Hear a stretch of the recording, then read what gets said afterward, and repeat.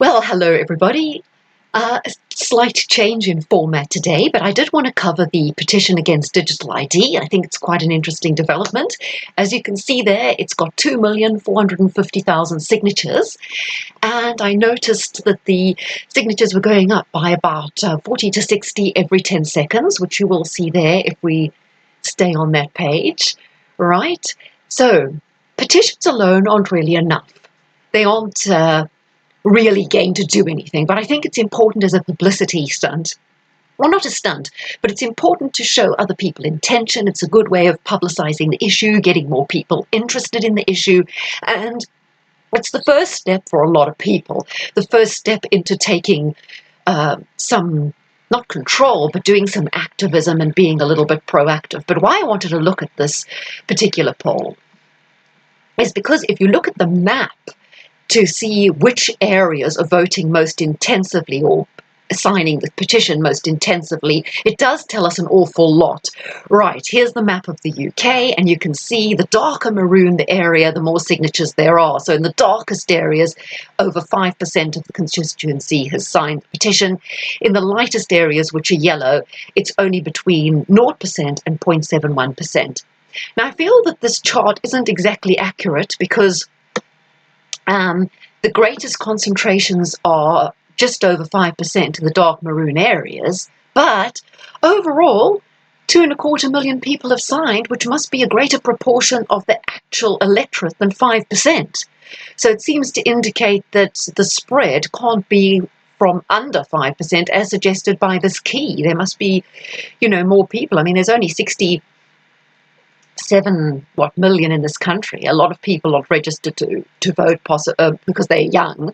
So I do think that that's not entirely accurate. Now, while the difference of the spread is only between sort of 5% and 0%, it still does give you an awfully good indication of where the problems arise in tackling these issues in this country when it comes to digital ID, state overreach, authoritarian control, right? And you can see that the big problems are, for example, academia. These yellow bits, obviously yellow representing the least amount of enthusiasm for the petition, are in Cambridge and here in Oxford. Seats of learning, places where people are meant to be free thinkers, perhaps a little bit rebellious, and it's not the case at all. It seems that the academics in these areas are thoroughly plugged into the totalitarian state.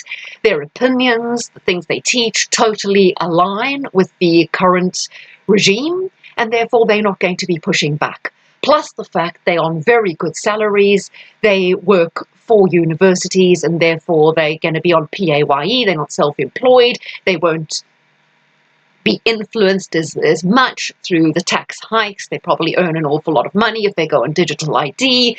They've already got the so-called approved opinions, and their salaries are already, they're in PIAY already. So, they're not going to really feel that their data is being breached, mishandled, misused. They're not going to be alert to any of the problems. They trust the state, which I don't know why anyone would. So you see people in academia obviously have very low concern about digital ID, and they're probably broadly in agreement with it. And the students in that area are probably potential spies, political activists, state apparatchiks, and they also don't see the problem. So we see that seats of learning are not seats of rebellion or free thinking at all. They have just become a group of people who follow the state directives and believe in the state in a very kind of, what would you say, a communist way, almost. So you can see immediately those areas. And if you want to go further up in the country, you'll see another yellow area, orange area. Newcastle, I think, is Durham. You'll find is also, look there, Durham. Also university kind of area, not interested in this petition particularly. Now, if you go down towards London, you'll obviously see that London, Brent West is one of the least interested in this petition, but generally speaking, London has got a lot of yellow and light orange areas. They are not particularly signing the petition. Obviously, that's Oxford over there. If you go up here, you find Birmingham Ladywood. That's Shabana Mahmood's constituency, also Birmingham Perry Barr, and Birmingham Hall Green, that's Tahir Ali's MP's constituency, not particularly interested in signing. Over here you've got Leicester East and Leicester South. So you can see areas of higher diversity are also not interested in signing this petition. Now, why that should be so, I'm not sure, because you do have people even like Diane Abbott coming out against this. You've got Jeremy Corbyn, George Galloway, also on the Labour side, Richard Burgon. So perhaps some of these areas in London could get a little bit more on board. But I think the areas that are possibly least diverse, some of the farming communities, if you look there, the Wales are doing very well on this petition, and so is Cornwall.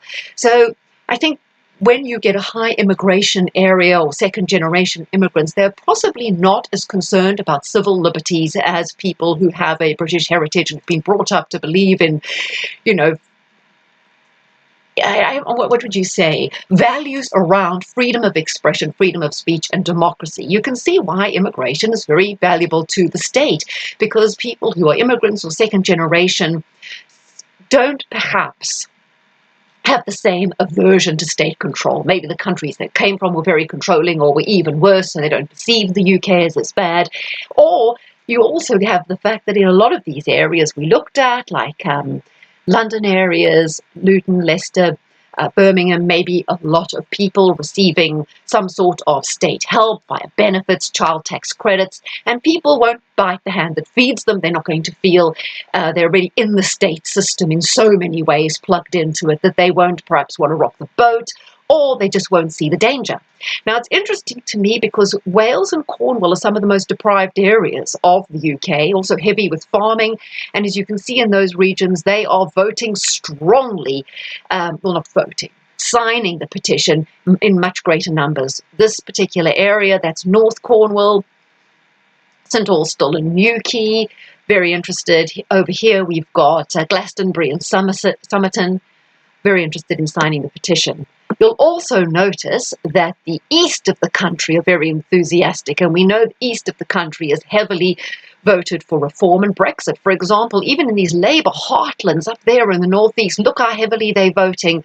Well, I keep calling it voting, signing the petition, like Hartlepool is one of the areas, Easington, Cramlington and Killingworth. So those areas around Newcastle, people are alert to this problem, as you would have expected in the farming and kind of Brexity areas of Norfolk. You can see they're interested down in Kent, which would kind of be sort of conservative-ish area, also strong on Brexit. They're voting heavily. I think Clacton-on-Sea is one of the areas. Yes, Clacton, Nigel Farage's constituency, people there are very engaged with this petition. They're also engaged in Malden and areas of Essex. As you know, Essex is another kind of key reform area where people are strongly engaged. In the Midlands, we're looking at Tamworth, where people are also keen on the petition. Up here we have Ellen and Deeside. It's a Labour area. People are voting. Whitehaven and Workington. Now, this is a Labour area up in the northwest of the country near the lakes, and people are nearly up to 5,000 signatures in that constituency alone. Even Scotland aren't doing badly. Look, a lot of maroon areas around Scotland, obviously in the Lib Dem sort of voting areas of mid-Dumbartonshire, not as keen, but Scotland generally pretty keen on this. Northern Ireland, not as much as they should. Another interesting area where people are voting, sorry, I keep calling it voting. Looking at constituencies triggers the word voting in my head. Liverpool. Now, Liverpool surprised me. Very Labour area. Obviously strong Irish descent. They've always been, as I say, not almost even part of the UK. You know, they say Liverpool is the area that kind of, what would you say, they're not... Well, they have a rebellious attitude, let's put it that way. But look how well they're doing around Liverpool. Lots of dark maroon areas, so they're signing the petition. And in areas like St Helens and also Rossendale and Darwin, these are all Labour heartlands, and yet people are very keen on signing this. Go down here, okay, that's Tamworth again. This particular area here, Brigg and Immingham, that's a Conservative MP area, but really good take-up on the petition. Here we have a yellow area. What's this? Bradford West, Naz Shah's constituency. You see another example of an area which is not very engaged with this petition. Birmingham, in general, obviously you wouldn't expect Birmingham to be the most enthusiastic, but the areas around there in the Midlands are, quite keen. So this is the map, and I think it tells us a lot. It shows us clearly that people in the areas that voted Brexit and intend to vote reform are the most engaged with this petition, the most alert, the most aware. Also, people in the more deprived areas of the country, for example, Wales, Cornwall, also the Northeast, right? Very much engaged in this. So again, it's really grabbing the attention of people who are felt left behind, felt that this government's not looking after them, felt that their areas are not getting the attention they deserve. They are really rebelling. They've become awakened to this whole thing. You can also see the heavy farming areas, Norfolk, also down here in Kent, the Garden of England. They are engaged with this. Kent obviously see a lot of the boat people coming across, so they're also likely to be pretty keen. Areas north of London in Essex, Epping, and some of the Hertfordshire areas are also Hemel Hempstead, another area of quite a lot of keenness. But let's also talk about the problems. Here we have areas in orange where people are rather, in the middle. They're not particularly enthusiastic about this petition. We've got South Cotswolds, we've got these all areas, Henley and Tame, Reading and Mid-Berkshire, Mid-Bucks, and down here towards Hampshire, we've got Winchester area, Southampton North, Salisbury, Godalming. These orange areas here are all very affluent areas. They have a lot of boomers, possibly a lot of people who retired on enormously good pensions, people who live in bubbles of prosperity and safety that don't feel threatened by anything. Also, boomers are less likely to be worried about this. They will probably take the attitude of, if you aren't doing anything wrong, you've got nothing to worry about, which is really stupid, because just now if you take too many cruises, have too much red meat, or take too many unnecessary car journeys, that might be perceived as wrong under the climate agenda. So those people should wake up. But you can see in the very affluent areas towards Berkshire, Buckinghamshire, and all down here in Hampshire, Wiltshire, people are not engaged with this petition. They feel untouchable. It's the people who feel more vulnerable in areas of the country that are suffering more, where they're more self-employed people, more farmers, they're more plugged into the issues. Self-employed people are going to be hammered the hardest by the tax increases, by the VAT increases, or the lowering of the VAT threshold, by the digitization of tax and everything. Is going to affect people who are self-employed, whatever, much, much more, and working class. So you can see that the whole thrust of everything that's happening, and the resistance is coming from working class, more self-employed people, possibly the farming and the more rural communities, and also the less diverse areas. People in London are very, very well off. A lot of people are still on enormous salaries. And in the catchments for London, you can have an awful lot of people who work for government, for the state, for political parties. There's a huge apparatus around the establishment. Also the media. Look how many people around London will be in journalism. All these people are going along with these agendas. They're not standing up to government. They're not pushing back against government at all. So they all are going to be, much more willing to go along with this. Also, they haven't suffered in terms of free speech. They only use their free speech to support the agenda. Therefore, they won't be worried about social credit scores that could be linked to digital ID. And since all of them are possibly in employment or not self-employed, they are already sort of part of a big system that and therefore they're not threatened, right, by this, because, as I say, they're already policed in so many ways. They already go along with all the agendas. So this map is very interesting to me because it definitely highlights the issue we're facing, the people who are not going to be helpful in the struggle. David Icke always says that we're the 99% and they're the 1%. It's not really true, as you can see from this map, because there are a lot of very complacent people in a bubble of peacefulness that aren't really concerned about the direction the country is going in. They're either way on board with it, which is the case of Oxford and Cambridge. We have the students who are brainwashed by the academics who are very much in a statist leftist frame of mind. They're totally happy with it. The more diverse areas perhaps don't have that instinct for freedoms, or they come from countries where they lacked freedom, so they're more used to it, possibly. Or maybe there's a lot of people in inner city areas, hence the inner city and diverse areas tend to go together, but people in inner cities are already on universal credit and taking a lot of benefits from government, so they're far less likely to stand up.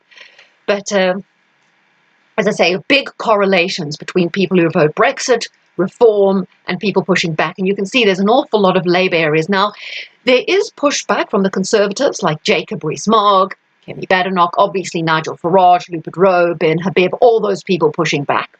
But on the left, we have people pushing back like Galloway, Craig Murray, even Diane Abbott, Jeremy Corbyn, right? And you see that there are some very strong Labour areas like here in the northwest, in Wales, that are pushing back, and apparently Clyde Cymru are pushing back against this digital ID.